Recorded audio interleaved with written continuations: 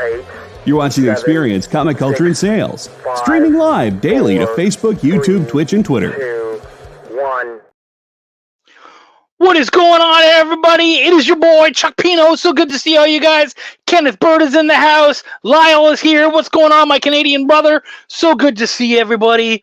You know me, I come out like a cannonball. Because screw Wrecking Ball, somebody else already took that from me. If you're here, let us know what's going on. We've got a great show. And, you know, sometimes some of the other shows run late, and that's okay, because what it means is you get kind of teased by me. You don't get quite as much of me, but what you get is all packed. You know, even if I only do a 50-minute show, it's like an hour and a half for anybody else, because there's just that much going on. We do have an absolutely amazing guest today. It's going to be tons of fun. We're warming up to Chuck's charm, right? I love that. Yeah, man, I'm all set to go. I'm so excited. We have an absolutely great guest. Really good dude. Solid buddy of mine. We've been able to work together, and I think you guys are absolutely going to love the stuff that he's bringing, and I think it's going to be right down your alley, especially post-Halloween. I know that this book he's working on now isn't so haunted, but a lot of his stuff is. So, you know what? Enough of me. Let's bring out Joseph Dewis right after this.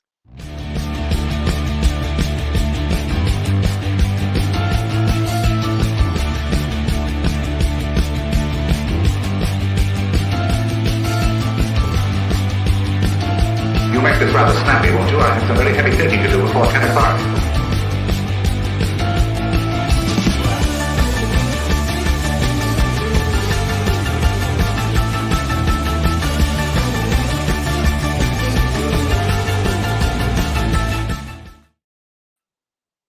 What's up? What's going on, buddy? Hey, how's it going? Not a long time. It's been way too long. Joseph, dude, it's so good to see you, man. How you been? I'm surviving. What about you? Surviving is a very fair way of saying it. Yeah. Are you surprised by Chuck actually having a show with some production values? Yeah, a little bit. I was wondering, like, does he have rights to that music, or is it just like piracy? You know? No. They actually got us that music. I think it's public domain or something. But I mean, yeah. So, and you know all about public domain. Yep. Why don't we get right into that right away? Hell. Nope, never. So this comic that we're doing now, and a lot of our other ones, we use public domain properties and remix them and reuse them for different things. Whether it's Dracula or this book about 1940s comic book heroines who fell into the public domain because their copyrights were not renewed. And isn't this one though set in the 1970s? There's two stories. One is in the 40s and one's in the 70s. Oh, okay. Yeah. So, all right. So, yeah, you've been able, and that's something I love about you is that you have this natural grasp of history, and what I would say is it is even a love of history. And so I remember, like, when we were working on Dracula, there was a point where I was looking at the story and I was like, "This is really cool, but what if we did this?" And you were like, "That would be neat, but it didn't happen." I was like, "Oh, okay, I respect that."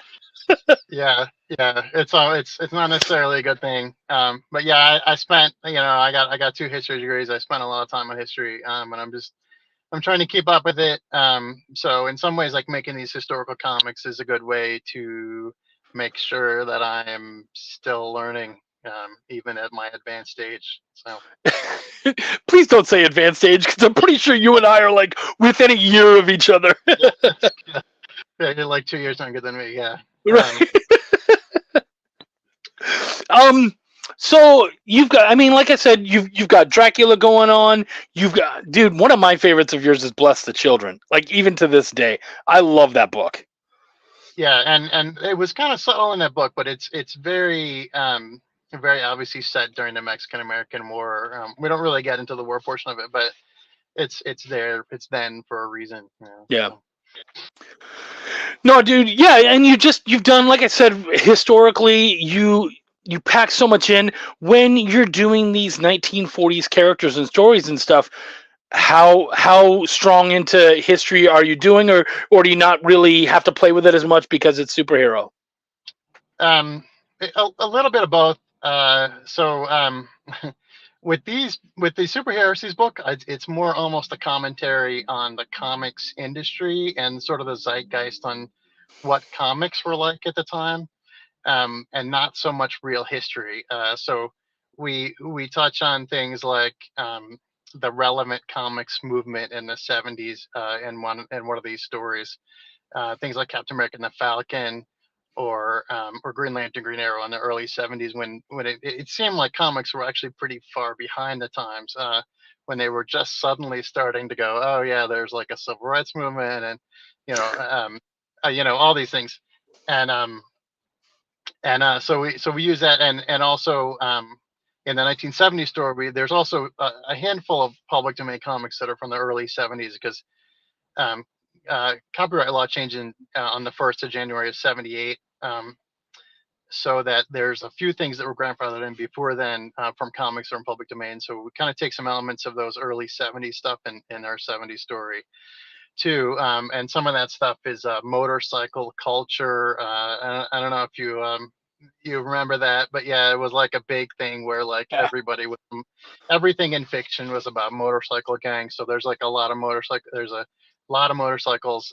Actually, my artist Raul Crespo, when I gave him, he's like, yeah, we should work together. I said, okay, well, I got a script for you. And I hope you love motorcycles. I hope you love drawing motorcycles, because there's on every page there's motorcycles. And he's like, I've never drawn a motorcycle before. and, I was like, okay, well, you're gonna have fun then, you know. But yeah, so he actually did draw the motorcycles pretty Oh, well. I dude. thought Yeah. I gave him some references to specific models that we wanted to use in the comic. And so the whole premise of this comic is that, or this story is that there's a 1940s hero who, the whole premise of Super Heresies line is that they started being heroes in the 30s and 40s, and they aged in real time. So this character, been around the 1940s, became a superhero when she was a teenager, and just kind of grew up. And the premise is that she got disillusioned with America in the early 70s, and took a motorcycle and started going around the country to help people, because she realized she was missing people that she should be helping. That's like a very like Green Lantern, Green Arrow kind of premise. Yeah. But it was sort of a commentary on the fact that comics are like, yeah, we're relevant, we're talking about social issues, and maybe not doing it in the best way possible, um like taking a stab at the issue. It was like around when there were people using drugs in comics for the first time, like and that kind of stuff. And it was also, around the time, the signing of the Clean Air Act, when people started realizing that, hey, pollution maybe is like a really big problem. Um, so so we used something from a 1970s horror comic, the premise about there being toxic waste monsters, and so the heroine has to stop these toxic waste monsters that are just like endlessly spawning, and has to figure out what the source of it is, so she can put a stop to them before they just pollute the earth. And of course, it's like a very sort of basic statement on environmentalism. Yeah. So, while we have the Kickstarter up, why don't we just say it? Is there anything, like any rewards or whatever, that you're super excited to be able to show off and talk about? Yeah, so we have t-shirts for the first time. Ooh. So my youngest daughter, wanted to pose for that, so I have a picture of her in our t-shirt. Oh. And since you can't see the design too well, I have a little close up of the design. But yeah, David Jackson did a bunch of character models for us, and just over, I don't know, a year or 18-month period, and I just sort of smashed them all together. The late great Winston Jordan did our Heresy Studios logo there. So he passed away like 2 weeks before the campaign launched. Yeah. He also did logos for Superman and for Gravity Girl that we use in the comic. But yeah, super great guy. But yeah, so I put all that, and I put Faded Copy, Mystery Men #1, which is probably the oldest comic that one of our characters originates from 39, and put Wow. that in the background. And yeah, so that's the t-shirt design, which I think is really cool. We got a couple of people on board with that so far. So I actually kind of did it because one of my friends was like, if you had t-shirts, like I would back that. I would get a t-shirt, and I said, okay, fine, I'll call your bluff on it. Like I'll make t-shirts, and she did, and she got the t-shirt. So Oh, my good. effort worked.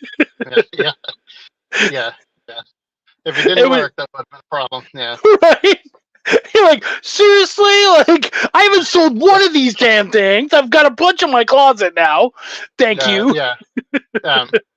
Um, but yeah, the good thing is, they're drop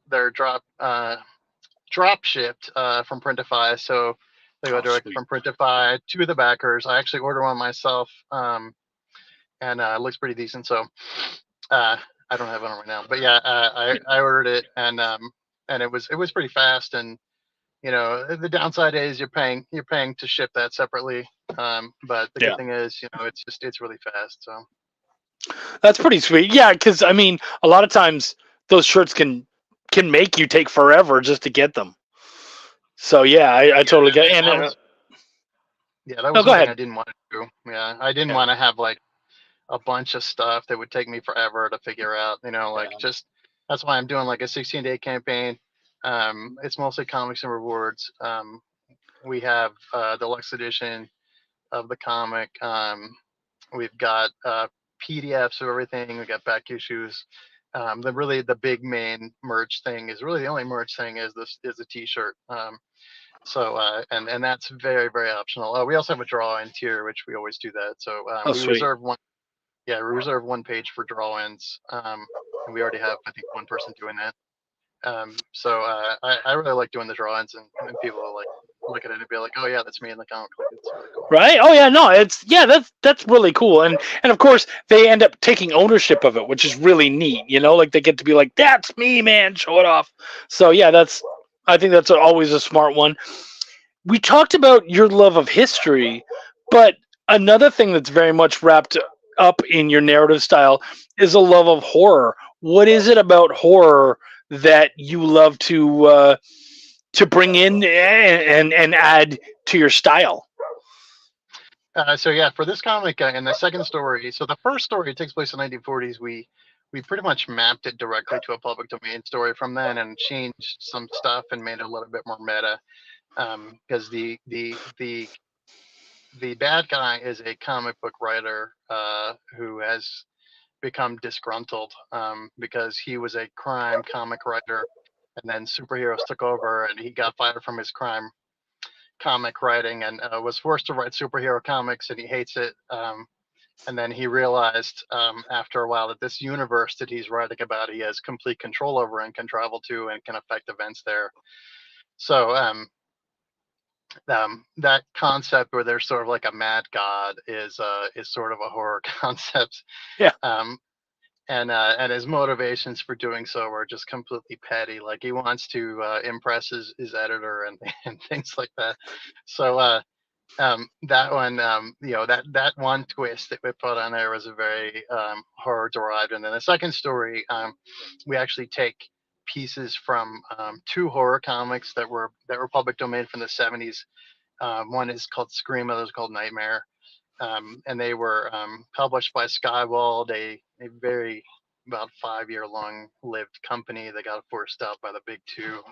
But they mostly did black and white horror magazines in the early 70s, and so we used the Toxic Waste Monsters from Nightmare, and we used some stuff from Scream 2, which would be spoilers. But uh, um, so there's a sort of a supernatural horror element to that 70s story. At the same time, we try to mix it up with superheroes and make it so that it's not completely hopeless, and that there's a ton of action in these stories. Now, you were talking about the first story with the mad god disgruntled comic writer. There's been a lot of disgruntled comic writers out there as of Yeah. late, or even just creators. You don't have to name names, but were there any that kind of inspired the character at all, or that you took from?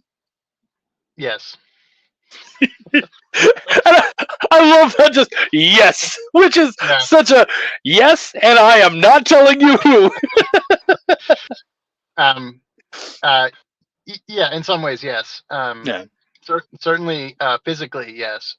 We did use a real comic writer for the model for the character. yeah, Which I think is probably not recognizable now, but yeah, hopefully. And then but also just generally, there were a lot of comic writers who had the reverse problem in the late 40s, early 50s, when they were superhero writers and they were forced to write crime and romance and horror comics, and they didn't necessarily like that switch. So you can actually see some of the actual superhero comics ended up becoming different genres, like the Daredevil comic. The Daredevil was forced out of his own book, and it became a story about newsboys who were his sidekicks. Um, you had Moon Girl in the early 50s. That was a comic, a superhero comic that EC tried, became a romance comic. Um, you had All Star Comics for the JSA became All Star Western, and the JSA was pushed out of their own book. Um, and so you just have so many examples of that, and so I was thinking about, like, the opposite way too, is when you had all these companies, many of whom just were fly by nights. Essentially, they pumped out tons of stuff and then disappeared. yeah. Quality, and those type of publishers, Centaur, and and then they pumped out tons and tons of superheroes. You're like, oh, Superman, everybody likes Superman. And then everybody had a Superman, everybody had a Wonder Woman. I mean, this was before Wonder Woman, but yeah, everybody had something like that. Everybody had a clock or a spirit or somebody like that. And you know, these comic writers, who were in some ways like continuing sort of adventure strips or newspaper strips, or detective stories. They had to kind of switch on a dime. The first 26 issues of Detective Comics are not about Batman. So Yeah.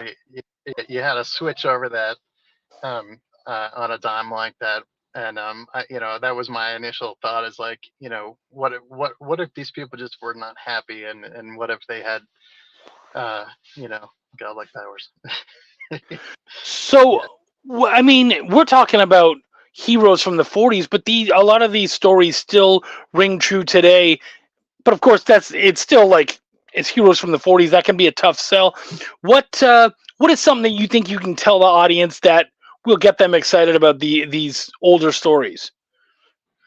Well, so one thing that we do every time we do this is we do a companion volume where we reprint the older public domain stories. And I actually had a guy write to me who has backed everything so far, all of the superheroes books, and he said to me, and I said, just wrote him a message, that, hey, thanks for backing it. He wrote back to me, he goes, yeah, I really enjoy these because I like getting the companions too, because the companions show what the original interpretation is.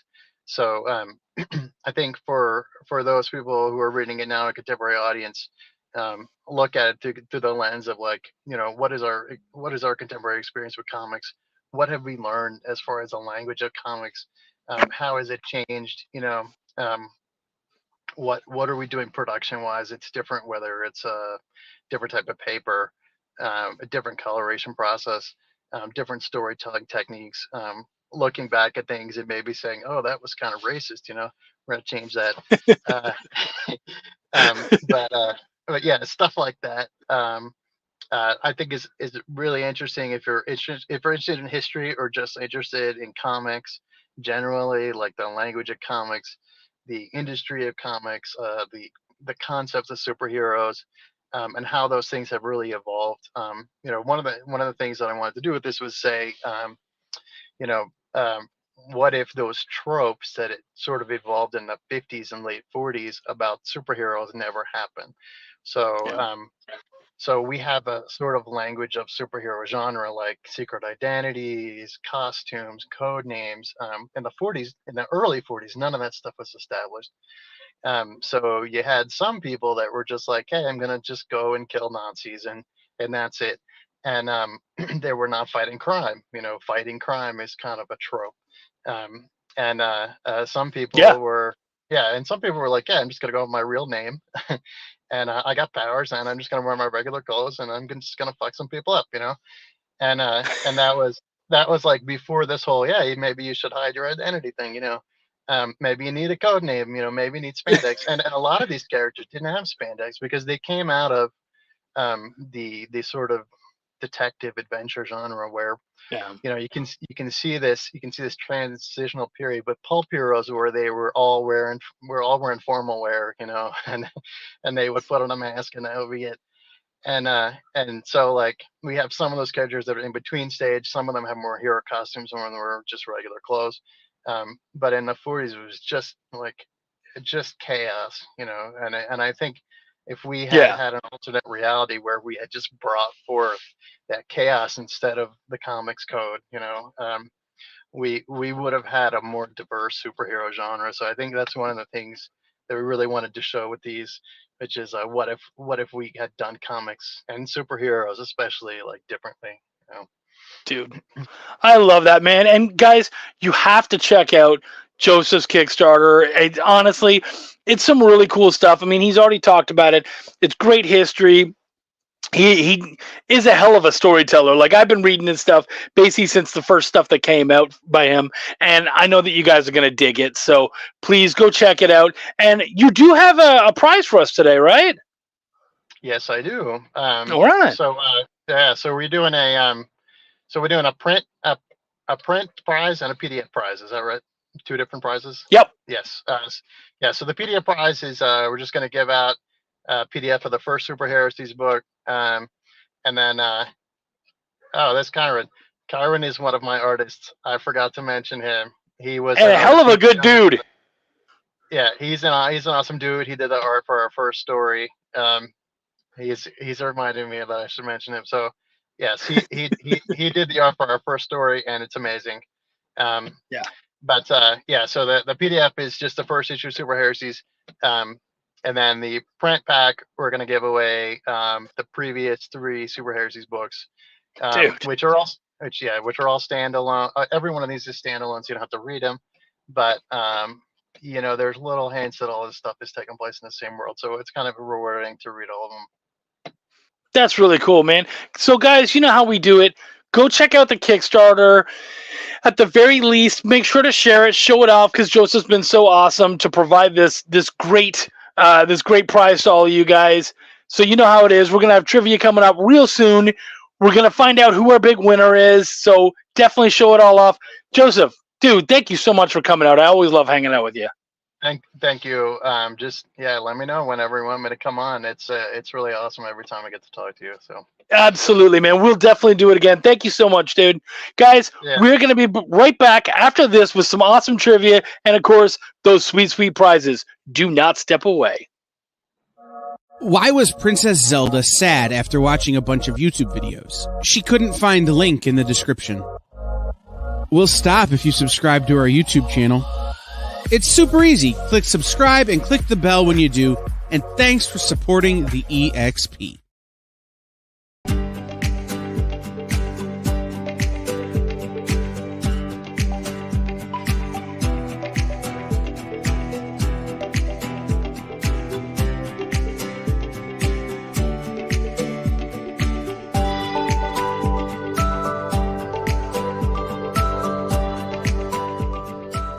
There's something for every imagination at your local comic shop. Visit comicshoplocator.com to find a store near you. You know how when you go to Comic-Con, after Comic-Con, you go to the hotel bar, and there's a whole bunch of people playing music and dancing, and you've got Pikachu and Lara Croft Tomb Raider doing the cha-cha slide just down from Deadpool and Batman and Wonder Woman? That's every Saturday night over on the Experience Twitch channel. Join Taji Beats for the EXP Dance Party, exclusively on Twitch, twitch.tv/the_EXP.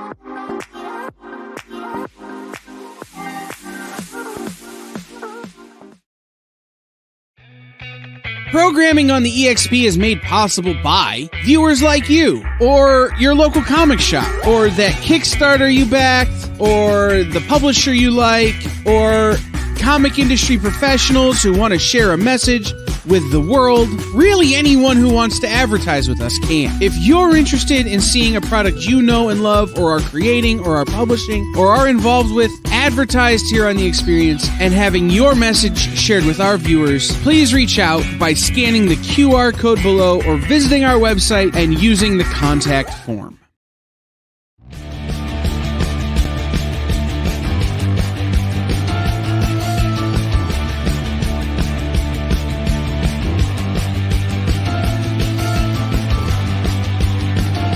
You'll make this rather snappy, won't you? I have some very heavy thinking to do before 10 o'clock.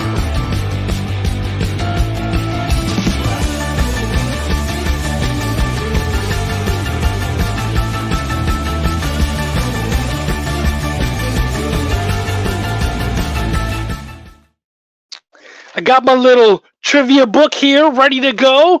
You know what that means, man? Guys, shout out if you're here. I can't wait. Sadly, Wendy's not here today.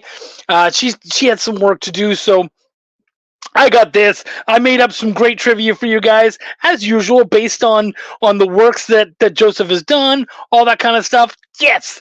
Stevie B's here. Rayla's here. Kyron's here. Yeah, there's going to be some trick-or-treat stuff going on. Yeah, okay. I saw what you said there, JD. Thank you, homie. So yeah, let's get right to it. We've got Walt's here. Walt. All right, you know what, Walt and Philip. So since you guys are brand new, perfect timing, by the way, both of you. Steve Vendetta's in the house. Awesome. Oh, it's gonna be such a good show. Okay, guys. So here's what happens. My boy Joseph Dewis was here earlier, and he's got his great Kickstarter, Super Heresies. I would love for all of you guys to go check it out, because he has provided us the prize for today. So the winner, the person who gets first place on the trivia, will get 3. Yeah, there it is right there. At the very least, check it out and share it. That's all I ask, at the very least. If you want it, which I believe you will, go check it out and get some copies. But either way, yeah, man, take a look at it and share it out on your socials, just so everybody can enjoy it and appreciate it. So what we do is we do trivia. He has the first 3 volumes of Super Heresies, physical copies for the first place winner. Okay? And then everyone else who plays will automatically get a PDF copy of the first Super Heresies. So prizes for everybody regardless. Stick around and play. Basically what happens is first person to ring in with the correct answer gets 3 points. Second gets 2 points. Everybody else gets a point.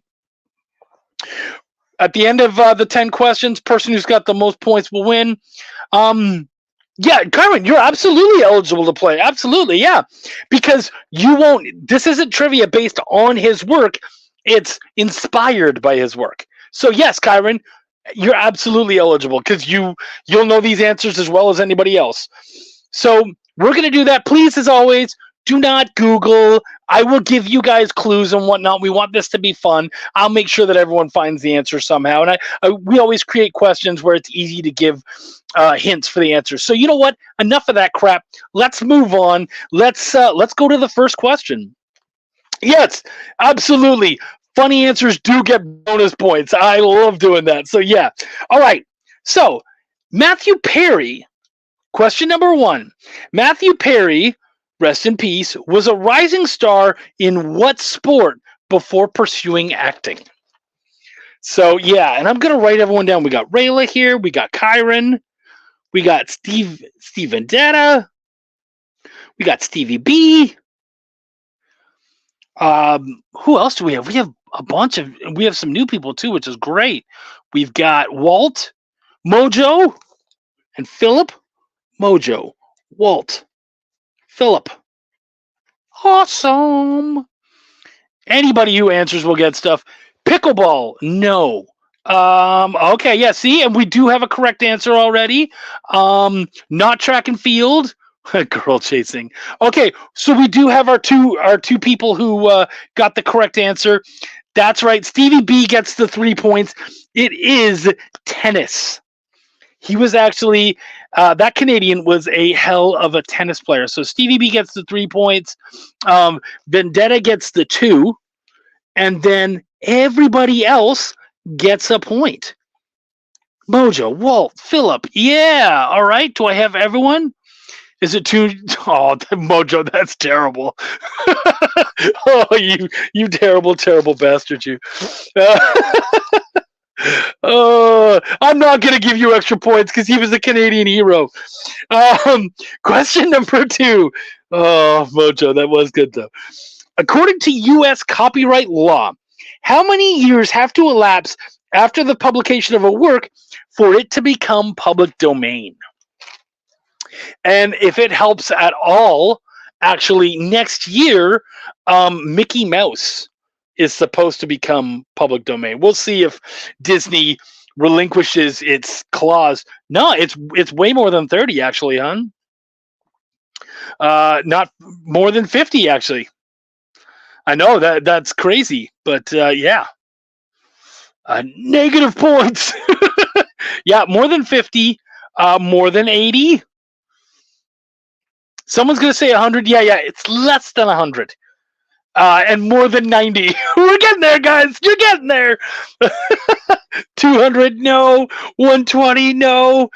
It's more than 90, but less than 100. You guys have this. I believe in all of you. Yes. Philip. Philip gets the 3 points. And who's right in behind? Was it? Philip gets the 3, and Kyron gets the 2. All right. Good job, Kai. All right. Kyron gets the 2, and then everybody else gets a point. That's right, guys. 95 years. What a very freaking specific amount of years. 92.5. Well, that's funny.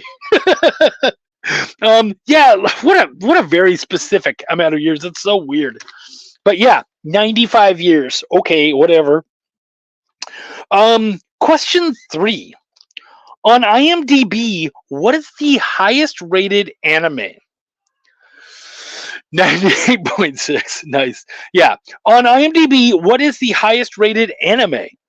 And the reason I brought this one up is because one of Joseph's books is actually a is a manga. So I was like, why not? Not Akira. Should be, but not Akira. Not One Piece. I think it was I believe it was extended to 95 because of Disney. I think you're right there, Walt. We do have a correct answer though. Actually, it's the life of the artist plus 70 or 95 years from first publication if multiple artists are unknown. Oh, okay. So we do have a correct answer so far. One person has given us, and not Spirited Away, not Dragon Ball, not Speed Racer, not One Piece. I need one more person to give me the correct answer. Maybe the correct answer that Kyron gave us. A wink at a wink. So Kyron is going to get 3 points. 1, 2, 3. Not Dragon Ball. Now everyone's going like, whoa, what did he do? What did he do? So they can type it.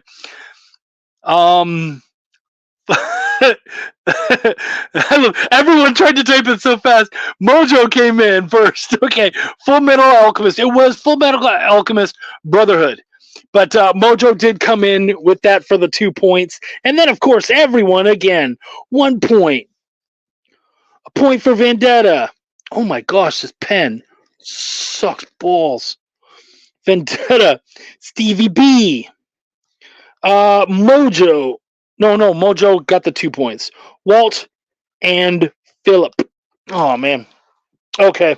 Screw this. I'm going to go with the pencil because that's what we have to do now and then.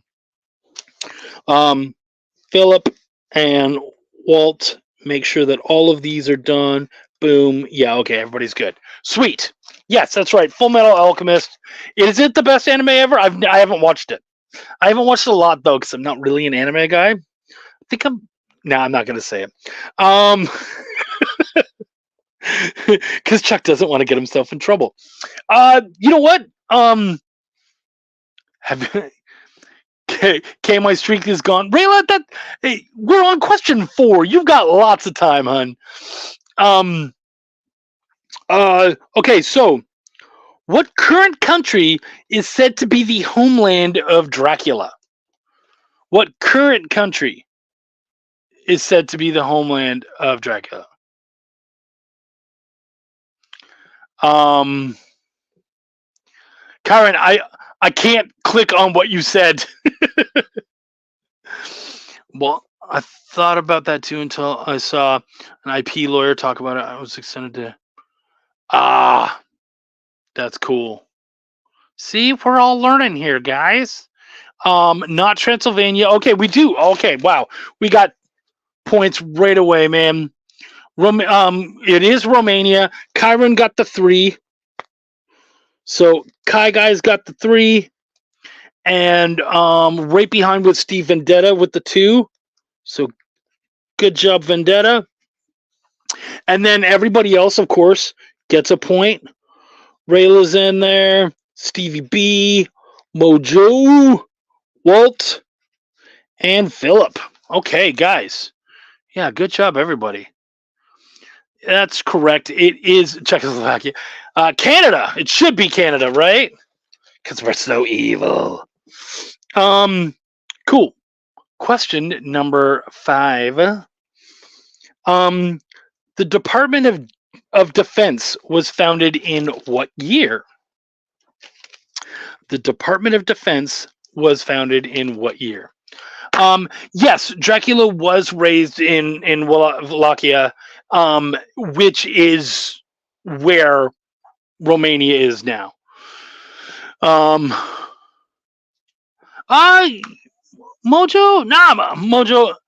you get some 3-pointers and you could be catching up, no problem. Okay, so let me see. Not 1776. 50's close. 42's in the ballpark. Not 1778. 1946. Real close, buddy. Mojo, real close. You're so close, bud. Not 49. Right? Yeah. Not 49. Fans of vampires and Irish accents, you should really check out Boys from County Hell. Okay. Yeah, not 49. Not 60. Okay, see, we have a correct answer. We got 2 now. Kyron came in with the 3 points, and Stevie B right in behind. 1947, boys. So 1, 2, 1, 2, 3. Oh my gosh, you are killing it today, Kyron. Why? See, why are you not playing more often, man? Dude, you're destroying right now. You're doing really good. 47, that's correct. That's when the Department of Defense was created. I thought of it because apparently there's an Irish claim to the origin of the... Actually, as I was looking up stuff about Count Dracula, I found out that when Bram Stoker was inspired by it, that idea actually came about because of Jack the Ripper. So that was something really interesting. And then of course he attached it to other things and whatnot and worked from there. But yeah, supposedly his first inspiration was Jack the Ripper. What Halloween was just yesterday. I hope you guys had a great Halloween, by the way. I got a little bit of candy, but I mostly just worked. But what novel was adapted as a live radio broadcast for Halloween of 1938? I'm certain you guys will get this without a clue. Certain of it.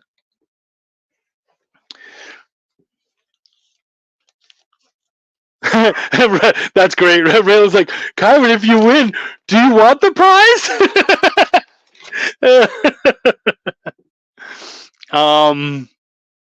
Oh wow, yeah, you guys were right in there. Everyone's all over at War of the Worlds. Yep. Walt got it first. So Walt gets the 3 points there. 1, 2, 3. See, Walt? Those 3 points, they add up quick. And then the monster Kyron gets 2. Everybody else has 1. Yeah. Yep. Everybody else gets 1. Rayla's in the house. Vendetta. Stevie B. Mojo. And Philip. Yep. Actually, did Philip? Philip, are you still hanging out? Oh, no, he didn't. All right. Well, Philip, answer if you can to get some points. I would love to see him. All right. Extra. Oh, okay. Yeah. See, Philip did do it. So Philip gets a point. See, you just have to write something. All right. Extra points for JD because that was freaking funny, man. I should stick to English.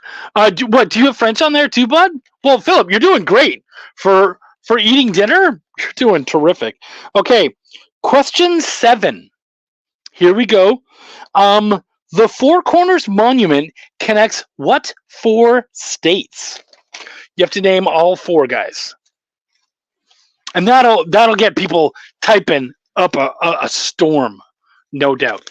So yeah, what 4 states are connected by the Four Corners Monument? Yeah. Norwegian.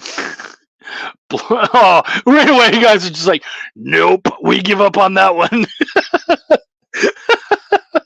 Oh, it's okay.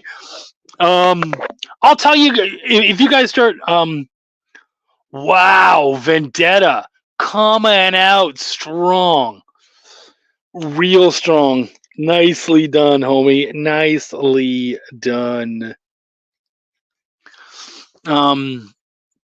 And then right behind, yeah, that's right, Rayla, right behind. Good job, hon. 1, 2. That's right, gang. It was Arizona, Colorado, New Mexico, and Utah. I got to go through most of those states when I was driving up to Seattle. Utah's gorgeous, by the way. I never would have thought I loved it so much, but damn. State of confusion, state of distress, Walt, 2 points. That was fun as shit. And that's how we get it, people. Mojo, Stevie B. Oh yeah, no, Rayla did get points on that one. Yeah. Okay. Kyron gets a point. Okay. Yeah. Let me make sure. So it was Vendetta, right?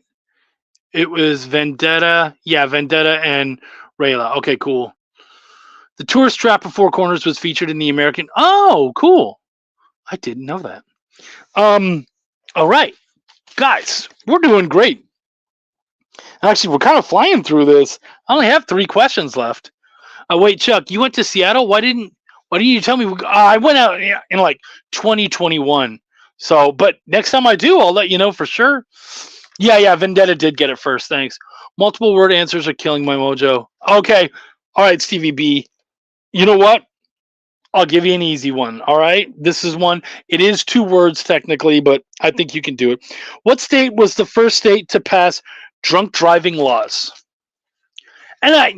So why is Chuck asking questions about drunk driving laws? Well, Joseph's name is Dewis, D-U-Y. So there we go. We do like mojo. Salador. Not New Mexico, not California. Yeah, not New Mexico, not California. We do have a correct answer now. Not Rhode Island, not North Carolina. And don't worry, guys, you don't have to spell it right. As long as I know what it means, then we're good. Man, this is a high-scoring game. You guys are killing it today. So we got 1. And then who else did it? Not New Jersey, not Rhode Island, not Quebecois. Stevie B gets the 2 points. That's right, folks. It is New York. Walt and Philip New York. That's how it goes down. Corpus Christi. Ooh, I'm not too far away from there, bud. Okay, cool. That was question 8. Man, we're flying through these. Okay, Chappaquiddick, Teen York. Yeah, they should have like an old man York. Question 9. Here's something interesting. The father of Jesus, Joseph, was said to have sired how many children? Interesting. And you know what? I didn't know this. That's why I love doing this show. I get to research stuff. And I was like, his name's Joseph. Who's a famous Joseph? Jesus' dad. How many kids did he have besides? Not 42. That's a very high number. He has a good number of children, but much less than that. Holy crap, 42, 1,000, 9, 24. Yeah, single digits. How about that? 9, 8. Okay, yeah. See, you guys are getting closer now. He was the Will Chamberlain of his time, right? I mean, how Will Chamberlain could he be? He couldn't even impregnate his own wife. God got to her first. Not 7, not 5. Oh, Walt and Lyle. Lyle's coming in. Lyle gets the 2 points. Walt gets the 3. Because it is 6 children. He had 6 children. And of course, Jesus doesn't count because he didn't sire. Yeah, legitimate children. And Jesus doesn't count. So he had 6 other children. So let's get points for. That was Walt. So Philip, Mojo, Stevie B, Vendetta, Kyron, Rayla, all the George Foremans. God primed the pump for him. Actually, I believe they actually said that all of his kids came before Jesus. Jesus was the youngest of his kids. He had 4 sons and 2 daughters. Way to go, Joseph. Geez, it's 54. Man, we're doing great. Remember, guys, we have only one more question left. Today, we are playing for that great Joseph Duis series, Super Heresies. If you win first place, you're going to get the first 3 volumes absolutely free. I'm surprised he kept Mary on the team. Yeah, right? And all of you guys win something, by the way. All of you guys win an emailed PDF copy of Super Heresies issue 1. So at the end, make sure to put your. I believe JD is going to put it up very soon. Go to the website, put in your details so that we can make sure you guys get your prizes. You're all going to get something, like I said. And please check out the Kickstarter too. Like I said, these guys come in and they share their products with us and they send us prizes. So please, at the very least, share it off. But if you think you're going to like it, buy it. Like, go check it out and pick something up from it, because I can tell you, I've read his stuff. It's really good. So, question 10. This is the last one. This is for all the marbles. This is a hard one. If given one more solo film, which superhero actor will be able to boast the most solo hero movies starring by a single actor? That was a mouthful, so I'm going to say it one more time. If given one more solo film, which superhero actor will be able to boast the most solo hero movies starred by a single actor? False. Not Robert Downey Jr., not Kirk Allen, not Sam Jackson. Sam Jackson hasn't done any solos. Technically, the only one you would call. Christopher Reeves got the 4. But I can promise you he's never going to do another one. Hugh Jackman did 3. So he would have to do 2 more to beat Christopher Reeves. So no, not Christopher Reeves, not Gal Gadot. She only has the 2. And does 1984 count? Bet they're up to like Superman 9 in heaven. I'm excited to watch those. Stallone, Lyle, you're going to get extra points for that. Not Ryan Reynolds, not Ben Affleck. Nope. So this person currently has 4 solo movies of his character, and they're talking about the 5th one right now. I'll tell you, it's an MCU. If I tell you what superhero, you guys are going to do it right away. But it is from the MCU. I got a bit of time, so I'm allowed to play around with it. Not Tom Hardy, not John Wayne, not Patrick Stewart because he hasn't done any solo movies. Me, yeah, okay. Tom Holland, Hugh Jack. Okay, you guys are having all right. He's one of the original Avengers. How's that? The guy who plays Cap? Nope, because there was only 3 Cap movies.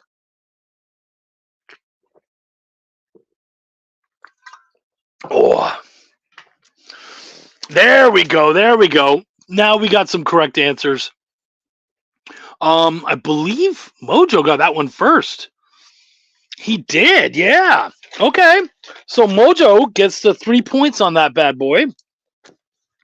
1, 2, 3, and right after Mojo was Rayla. Okay, good job, hon. And then everybody else gets a point because yes, guys, it is Chris Hemsworth. When he does Thor 5, that will be the most done by anybody. Lyle gets 2 points because that was funny, and Philip gets another point. Okay, cool. Captain Kirk. Yeah, so that's right. Chris Hemsworth, gang. I'm gonna go over this real quick.